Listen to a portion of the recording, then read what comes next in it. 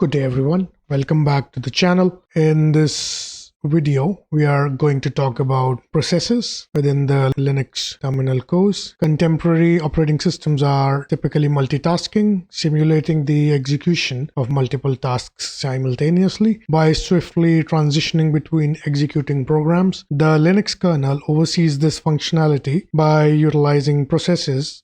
Processes serve as Linux's method of organizing various programs, awaiting their turn for the CPU execution. Occasionally, a computer might slow down or an application may freeze. In this chapter, we'll explore command line tools that enable us to inspect program activities and manage unresponsive processes effectively. This chapter will include the following commands. Unlock the world of Daisy Ninja puzzle books, where excitement meets brainpower. Dive into the mind-bending labyrinths of Maze Mastermind. Conquer the Sudoku challenges in Sudoku Ultimate. Uncover hidden words in Word Search Wizard and decode mysteries in Word Spy Adventures. Whether you're soaring above the clouds or speeding down the tracks, turn your downtime into brain-boosting fun. Perfect for all ages, these books guarantee hours of entertainment. Daisy Ninja Puzzle Books, your passport to endless excitement on the go. New release each month. The first command that we are going to look at is the ps command, which reports a snapshot of current processes. The top command displays tasks, jobs display active jobs, bg places a job in the background, fg places a job in the foreground, kill sends a signal to a process, kill all, kill processes by name, shut down or reboot the system. How a process works. At system startup, the kernel initiates its own tasks as processes and triggers the init program. The init executes a sequence of shell scripts located in the /etc directory named into scripts responsible for launching all the system services. A lot of these services are daemon programs operating silently in the background without any user interface. Hence, even without a user logged in, the system is engaged in the routine tasks. The process system reflects programs' ability to spawn other programs by establishing a relationship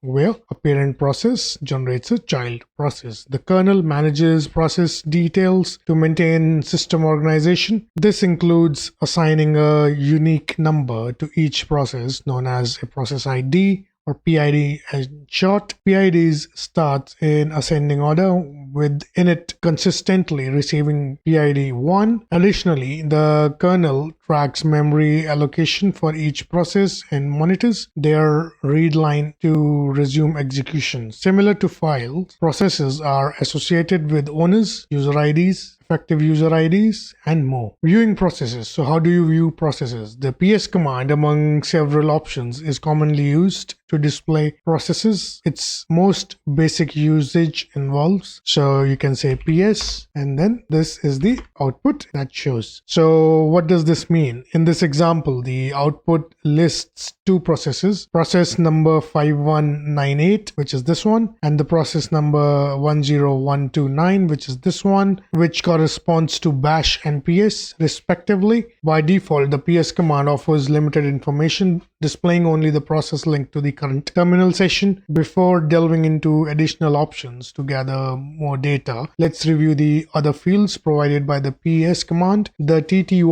which is this field, indicates the controlling terminal for each process, a legacy term reflecting Unix's origins. Meanwhile, the time field denotes the CPU time utilized by the process. In this case, neither process significantly strained the computer's resources. So even here, the bash and the ps did not use any significant amount of computer's resources. So if we add an option, we can get a bigger picture of what the system is doing. So now let's try a different command, which is psx. Now this will display a detailed list of all the processes that are being run in the background, including the x option without a leading dash. Instructs ps to display all processes irrespective of their associated terminal. A question mark in the tty, just like here, column denotes the absence of a controlling terminal. Utilizing this option reveals a comprehensive list of all processes owned by the user. Okay, as the system operates numerous processes, running PS generates an extensive list to facilitate easier browsing. Piping the PS output into less can be useful. Additionally, maximizing the terminal emulator window might aid in handling lengthy lines of output generated by certain option combinations. So rather than just getting the output like this, there is a neater way. So you can say PS, then pipe that to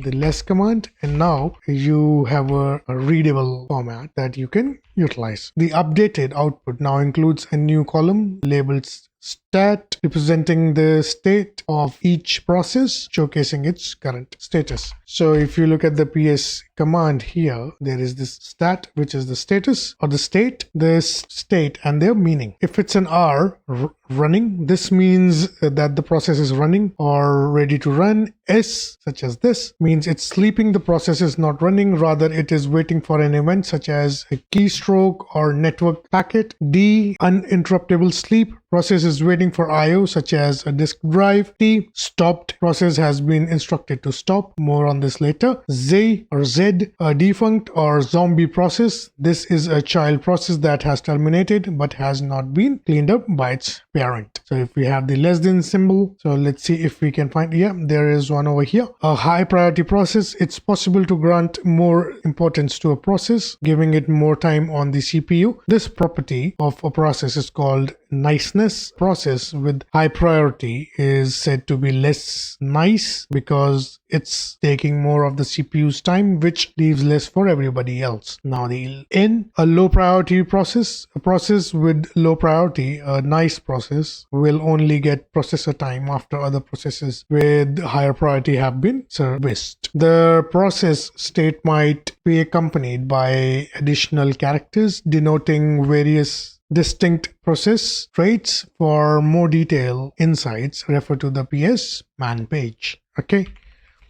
so for that you can just simply do man PS, and these are the details of that command. All right, another popular set of options is aux without a leading dash. This gives us even more information. So when you say PS dash space aux, you get even more detailed output, which looks like this. Because our font is too big for this particular system, the output is jumbled. Let's minimize this window, and now you can see a clearer picture of the output from the PS aux command. All right, now let's have a look what this means. These options reveal processes owned by all users without the leading dash. These options employ the BSD style behavior, mimicking various Unix implementations of the PS command. It results in displaying these additional columns. So there's the user column, user ID. This is the owner of the process, the person CPU, the CPU usage in percentage, the person mem,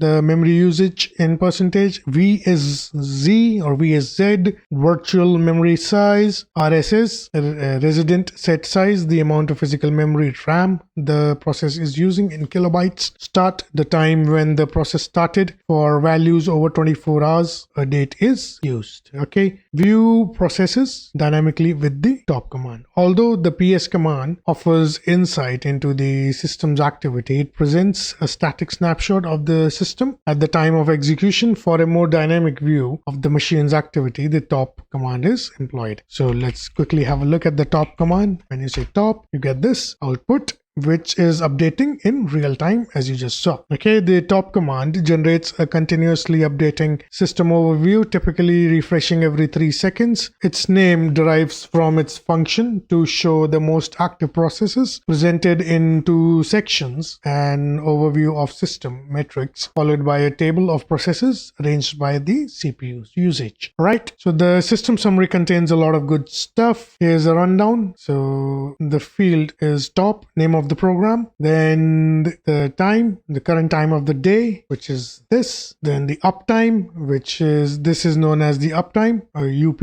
including the duration since the system was last rebooted. In this instance, the system has been running for 6.5 hours, but in our case, it has only been running for 3 hours and 57 minutes. 2 users, so there are 2 users logged in, but in our case, only 1 user is logged in, which is dev. Load average. Load average represents the count of processes waiting to execute, indicating those in a runnable state that shares the CPU. 3 metrics are displayed, each over a distinct time span. The average over the last 60 seconds, the previous is 5 minutes, and finally the preceding 15 minutes. Values below 1.0 suggests the machine isn't heavily occupied, right? So for us, it is 3.81. All right, it is slightly utilized, probably because of the screen recording software running in the background. Right now, the second line is tasks. This summarizes the number of processes and their various process states. The number of processes running on this system is 331. 1 is running, 329 is sleeping, and 0 stopped. So then the third line is the CPUs. This row describes the character of activities that the CPU is performing. Then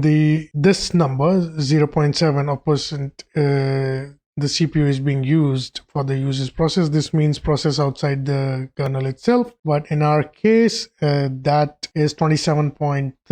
1.0% sys. 1.0% of the CPU is being used for system kernel process. In our case, that is 3.4. 0.0% NI. 0.0% of the CPU is being used by nice low priority process, but in our case it's 2%. 98.3% ID. 98.3% of the CPU is idle. In our case it is 66.8%. Then the fourth line talks about memory, shows how physical RAM is being used. So there is 24 gigabytes of total RAM here, out of which 13 gigabytes is free and 4.5 gigabytes is being used. Okay, now let's talk about swap, which is memory swap. Shows how swap space, virtual memory, is being utilized, how much virtual memory is being used. Apparently it is 0% in our system. Okay, the top program responds to various keyboard commands. For these, the most notable are H, which brings up the program's help screen, and Q, used to exit top. So let's press the H. Now this is showing us all the help options within the top program. If we press the escape key or Q, we are back to the top program, but then if you press the Q key again, we are back to the terminal. All right, so now let's clear the screen. Both major desktop environments offer graphical applications akin to top, much like Windows Task Manager. However, I prefer top as it's faster and consumes fewer system resources. Our system monitor shouldn't be the cause of slowdown where we are trying to investigate. So just as the system monitor built inside the shell, we also have a graphical user interface for that. In GNOME, it is called System Monitor, and this is how it looks like. These are all the processes that the system is running. These are the resources, a graphical representation of all the resources that have been taken, and these are the file systems, that is your drives that are attached to the system. Okay, now let's talk about controlling processes. Now that we are equipped to observe and manage processes, let's take control of them. For our experiment, we'll employ a program called Xlogo. It's a sample program that comes with the X window system, showcasing a resizable window with the X logo. First, let's acquaint ourselves with our test subject. So to run the program, you just type X logo and you'll see a window pop up that is displaying an X. It is a resizable window, so you can resize the window as you please. Because I'm using a window manager, window tiling manager, the window tiled itself in this corner. But if you're not using a window manager, it'll just pop up on the screen as normal. Okay, upon entering the command, a small window displays the logo X should appear somewhere on the screen. Occasionally the X logo might display a warning message on certain systems, but it can typically be disregarded. Tip: if your system does not include the X logo program, try using the gedit or kwrite instead. Okay, we can confirm X logo is running by resizing its window like we just did. We can resize it like this. Okay, if the logo adjusts to the new size, the program is active. So now the X is small, but if we increase the window size, it is increasing according to the size of the window.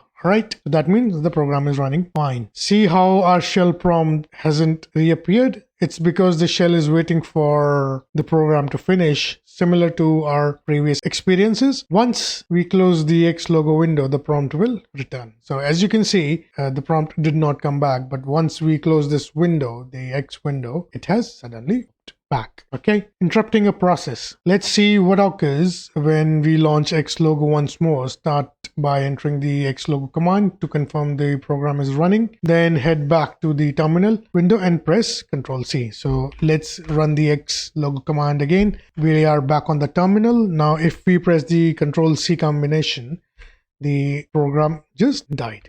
Okay, in terminal, using the Ctrl C interrupts the program, politely requesting it to terminate. Upon pressing Ctrl plus C, the X logo window closed and the shell prompt reappeared. Many, but not all, command line programs can be interrupted by using this technique. Putting a process in the background. Suppose we want to retrieve the shell prompt without terminating the X logo program. We can do this by running the program in the background. Think of the terminal as having a foreground where the visible elements like the shell prompt reside, and a background where hidden processes operate. To start a program directly in the background, add an ampersand at the end of the command. So to start the X logo program in the background, you can just say X logo and your shell is now returned and the X logo program is still running. Upon entering the command, the X logo window appeared and the shell prompt returned, accompanied by some numeric numbers. This message is part of a shell's feature known as job control. It indicates that we have initiated job number 1 with the process ID following. In our case, it is 28221, pretty close to this number. To check this process,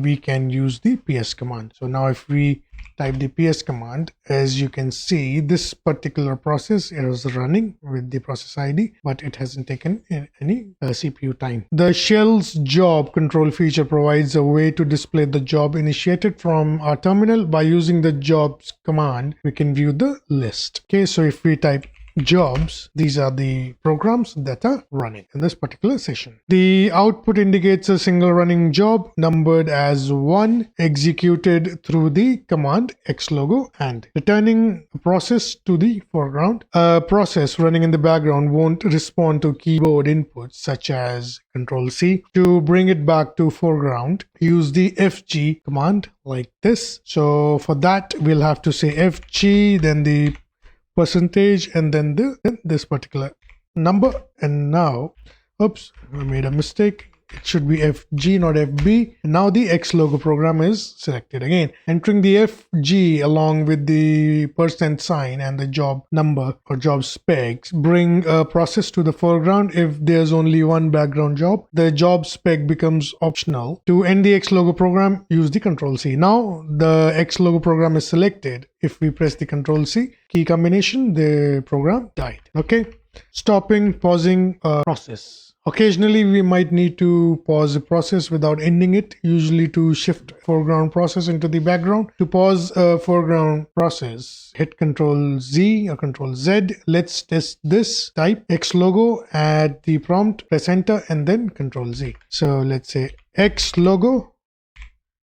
Now the process is in the foreground. Now let's use the key combination Ctrl Z. First, we'll have to go back to the terminal. Then we have to, when we press the Ctrl Z key combination, now the process has been stopped. All right. So once X logo is paused, you can check its status by trying to resize the logo window, which won't respond. To bring it back to foreground, use the FG command or move it to the background with the BG command. So now when we resize the window, as you can see, the X is not actually updating at all. Okay, so it is stopped. So to bring it back to the background, we'll say BG, then the percentage symbol, and then the 1. Now, as you can see, the X updated and it is now back running. Okay, as with the FG command, the job spec is optional if there is only one job. All right, so you can check out the FG command yourself and see if it works. Shifting a process from foreground to background is useful if we start a graphical program from the command line but forgot to add the and symbol to run it in the background. What motivates launching a graphical program from the command line? There are a couple of reasons. Firstly, certain programs like Xlogo might not be available in the window manager's menu. Secondly, launching a program from the command line can reveal error messages that remain hidden when the program starts graphically. Occasionally, a program might fail to initiate via the graphical menu, but launching it from the command line can expose an error message, helping identifying the issue. Additionally, some graphical programs offer numerous handy command line options. Okay, now let's talk about signals. The kill command helps terminate processes that need to be stopped. Here's how it works in action. Okay, so let's close the X logo and let's clear the terminal and let's start the program again. We'll say X logo and so that the program runs in the background. Okay, so this is the process ID that is given to this particular process.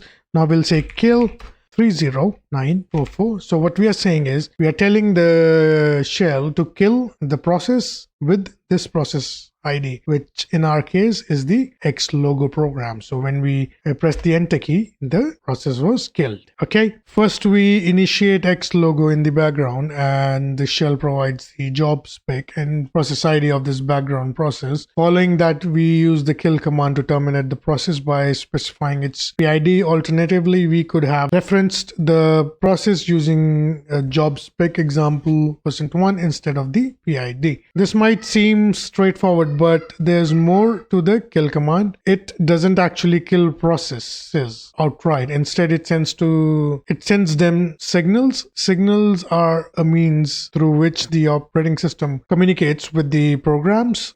We have already encountered signals in action through keystrokes like Control-C and Control-Z. When these keystrokes are received, the terminal sends signals to the foreground program. Control-C triggers a signal named as INT or interrupt, while Control-Z sends the TSTP or terminal stop signal. Programs are designed to listen to signals and can react accordingly when they receive them. This capability allows programs to perform actions such as saving ongoing work when they receive a termination signal, sending signals to processes with kill. The kill command are typically used to dispatch signals to programs, and its standard syntax resembles this. So kill, the signal, and the process ID. When no signal is specified in the command line, the default signal send the term or terminate command or terminate signal. Commonly, the kill command is employed to dispatch the following signals. So one is HUP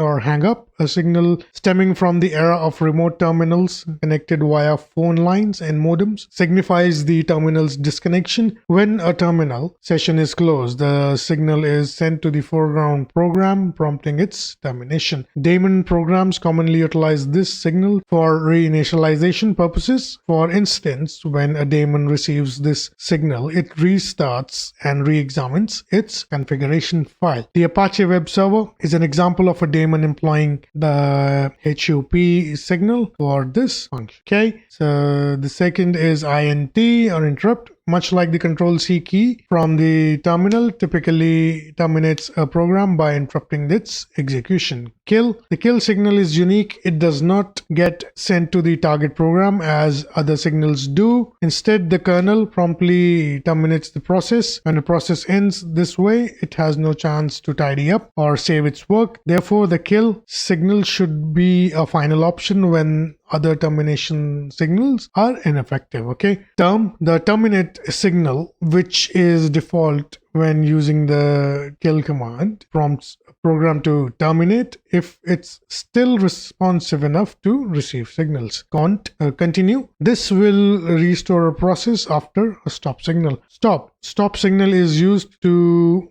pause a process without terminating it. Much like the kill signal, however, it's not directly sent to the target process and hence cannot be ignored. Let's try out the kill command. Let's check it out. So we'll say X logo, and now the program is running in the background. Now we'll say kill -1. Now the process number, which is 33392, and the program has ended. It has basically hung up on the program. Okay. In this instance, we initiated the X logo program in the background and they subsequently issue a HUP signal using kill. This action leads to the termination of X logo program, prompting the shell to confirm the reception of a hang-up signal by the background process. It might require a couple of presses of the enter key before you observe the message. Remember, signals can be identified either by number or by name, including the name with the SIG prefix. Okay, so let's look at this X logo, and now we'll say kill -int. Now the process number, which is 33948. Press the enter key. The program died. Let's run it again. Now the process number is 3421. We'll say kill -SIGINT, then the process number, which is 34218, and that send the interrupt signal. Duplicate the previous demonstration and experiment with the alternate signals. Don't forget you have the option to utilize job specs instead of PIDs. Okay, so try it out yourself. Similar to files, processes also possess owners, and to send signals using kill, you need to be the process owner or the super user. Apart from the signals mentioned earlier, commonly utilized with kill, there's a set of additional signals frequently employed by the system. Here's a compilation of other prevalent signals. Okay, so it's quit is quite straightforward. Quits, SEGV, segmentation, violation. This signal is sent if a program makes illegal use of memory, that is, it tries to write somewhere it was not allowed to. TSTP, terminal stop. This is the signal sent by the terminal when the Control Z key is pressed. Unlike the stop signal, the TSTP signal is received by the program, but the program may choose to ignore it. And finally, it's winch, which is window change. This is a signal sent by the system when a window changes size. Some programs like top and less will respond to this signal by redrawing themselves to fit the new window dimensions. Okay, for the curious, a complete list of signals can be seen with the following command. So you can just use kill-l to see a complete list. Okay, sending signals to multiple processes with kill all. You can also dispatch signals to multiple processes that match a particular program or username by employing the kill all command. Here's the syntax: kill all -u, the user -signal, then the name of the program. As an illustration, we'll initiate a pair of Xlogo program instances and subsequently conclude their operations. What we'll say is we'll type Xlogo and then we'll run another instance of the Xlogo program. We'll move it here just for the convenience sake. Okay, so now we have two instances running of the Xlogo program. So we can just say kill all and then the name of the program. Now it is going to kill both the instances of the Xlogo program. Similar to using kill, possessing super user privileges is necessary to send signals to processes that aren't owned by you. More process-related commands. Given the significance of overseeing processes in system administration, there exists a multitude of commands for this purpose. Here are a few to explore. Which is PS tree outputs a process list arranged in a tree-like pattern showing the parent-child relationship between the processes. I want you to try these commands. Okay, vmstat outputs a snapshot of system resources usage, including memory, swap, and disk IO. To see a continuous display, follow the command with a time delay in seconds for updates. For example, vmstat 5, terminate the output with the Control C. Xload, a graphical program that draws a graph showing system load over time. Xtload, similar to Xload program, but draws the graph in the terminal. Terminate the output with the Control C command. Okay, now let's quickly summarize the chapter. Many contemporary systems incorporate system for handling numerous processes. Linux offers an extensive array of tools for this role. Considering Linux's status as the most prevalent server operating system globally. This approach is logical. However, unlike some other systems, Linux predominantly relies on command line tools for managing processes. Despite the existence of graphical process tools for Linux, the command line tools are highly favored due to their rapidity and minimal resources consumption. Although GUI tools might have an appealing appearance, they can impose a significant system load, somewhat counteracting their intended purpose. Alright guys, so do go through the chapter and practice the commands, and in the meantime, have a good one, and I will see you in the next video. Take care. Bye bye.